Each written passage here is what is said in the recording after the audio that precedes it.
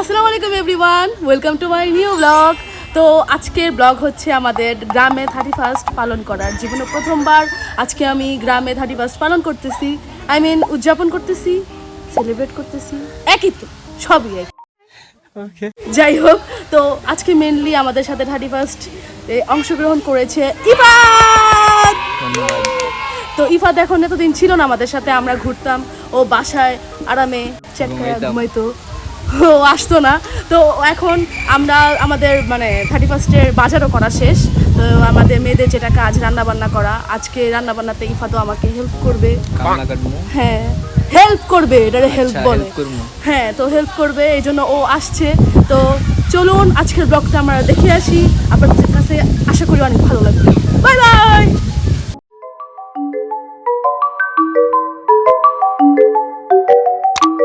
At first আমাদের জন্য বাড়ির গাছের থেকে সব ডাবগুলো পাড়া হচ্ছে।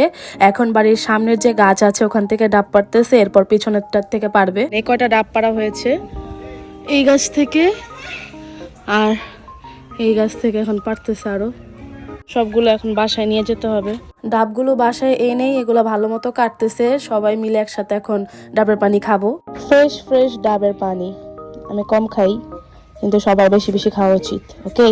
ডাবে থেকে পানিগুলো আলাদা করে রাখার পর চাচু এখন যে ভিতরে যে শ্বাস নাকি মালাই বলে, এটাকে আমি তো মালাই বলতাম ছোটকাল থেকে, অনেকে অনেক নামে ডাকে।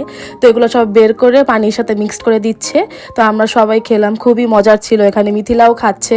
এই যে আমাদের পিকনিকের বাজার প্রায় করা শেষ। এখন আমরা সবকিছু বের করে রেডি করব।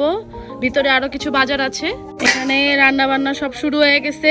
ইফাতও হেল্প করতেছে আজকে, জীবনে প্রথম। আর দা কোনো কাজ হয় না, তাও আজকে কাজ হইতেছে একটু একটু।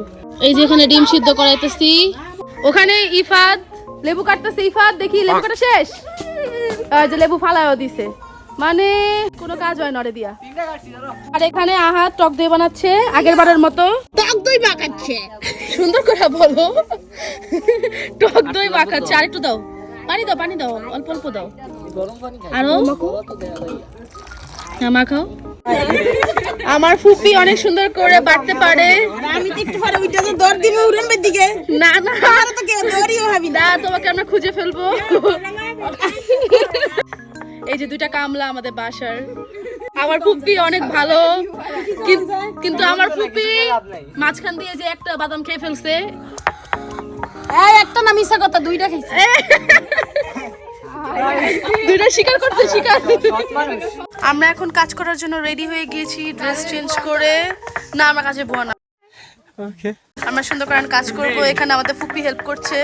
এখানে ওরা চুলার জন্য গর্ত করতেছে। আমাদের ইফাত শ্রমিক, বিনামূল্যে শ্রমিক। তো এখানে প্রায় চুলার কাজ শেষ। এই যে এখন মুরগিগুলো সুন্দর করে রাখতেছি আমাদের ইফাত, এরপরও মেরিনেট করবে। এর আগের বার করেছিল আহাত, এবার করবে ইফাত। এখন এটাতে আদা বাটা দিয়ে দাও, আদা রসুন বাটা একসাথে। এরপর দিবা পেঁয়াজ আর কি বাদাম, বাদাম বাটা। আজকে আমাদের ইফাত সুন্দর করে মেরিনেট করবে। এখন সয়া সস দিবে। এখন দিচ্ছি সস। এখন ফুল একটা রোস্টের মশলা দিবে। এখন দিচ্ছে ঘি 1 চামচ। এখন দিচ্ছি ধইনার গুঁড়া। হলুদ হচ্ছে অর্ধেক চামচ নাও, আরো কমাও। হ্যাঁ, এবার দাও। এবার মরিচ হচ্ছে 1 চামচ।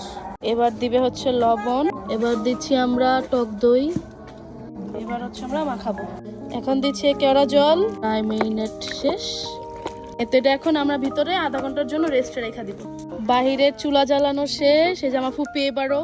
এই যে আমাদের ইয়ামিন হায়দা। এখানে ডিম সিদ্ধর জন্য আর কি, ডিমের কোরমার জন্য ডিম সবকিছু ছিলা হচ্ছে। আমাদের মিথিলাও ছিলতেছে, নূপুর। আর আমাদের নিপা আপা কি করতেছে, পেঁয়াজ বেরেস্তা করতেছে। বেরেস্তা একটু দিয়ে দিলাম হালকা করে, একটু মাখায় নেই। বেরেস্তাগুলো যেহেতু দিয়েছি, মাখিয়ে আরো কিছুক্ষণের জন্য রেখে দিব। আমরা সবাই এখন রান্না করতে যাচ্ছি। সবার আগে ডিমের কোরমাটা করব। এখন সব রেডি, আমরা এখন আগে ডিমের কোরমাটা বানাবো। এখানে আগুনও রেডি। এখন ডিমের জন্য আমরা পেঁয়াজ ভাজতেছি। এই যে আমাদের দাদিও হেল্প করছে রান্না বান্নাতে, দাদিকে থ্যাংক ইউ। এখন আমরা আদা রসুন বাটা দিচ্ছি। এখন দিচ্ছি বাদাম বাটা, পেঁয়াজ বাটা দিচ্ছি। এখন আমরা দিচ্ছি একটু সয়া সস, এবার একটু কেওড়া জল দিচ্ছি, এখন দিচ্ছি ঘি, এবার দিচ্ছি চিনি, হচ্ছে ধনিয়ার গুঁড়া, হালকা একটু রোস্টের মশলা দিলাম, এখন দিয়ে দিচ্ছি টক দই, এখন দিচ্ছি লবণ, এখন দিচ্ছি অল্প একটু সস, এখন লং আর এলাচি দিয়ে দিলাম, এখন দিব দুধ।